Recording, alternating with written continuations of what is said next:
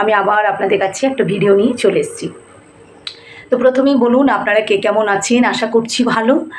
তো আজকে যে বিষয় নিয়ে বলছি জানি না কার কতটা ভালো লাগবে, যদি ভালো লাগে তাহলে একটা লাইক এবং সাবস্ক্রাইব করবেন প্লিজ। তো সেটা হচ্ছে,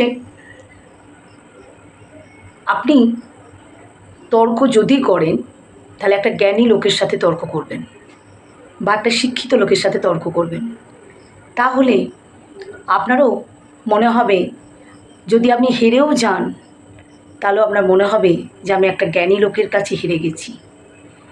আর এটাও শিখতে পারবেন যে মূর্খের সাথে তর্ক করা মানে নিজেকেই মূর্খ হিসেবে তুলে ধরা। একটা কথাতেই আছে দেখবেন, অশিক্ষিত বন্ধুর থেকে শিক্ষিত শত্রু হওয়া অনেক ভালো।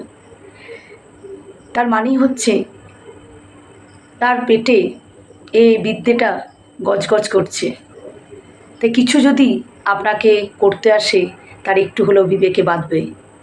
আর মূর্খদের সেটা হয়তো কোনো দিনই বাছবিচারে থাকবে না তার।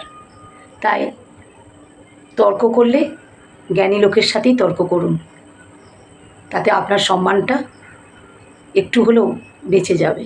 আজকে এটুকুই। সকলেই ভালো থাকুন, সুস্থ থাকুন। আমি আবার পরের ভিডিও নিয়ে আপনাদের কাছে ফিরে আসছি। টাটা।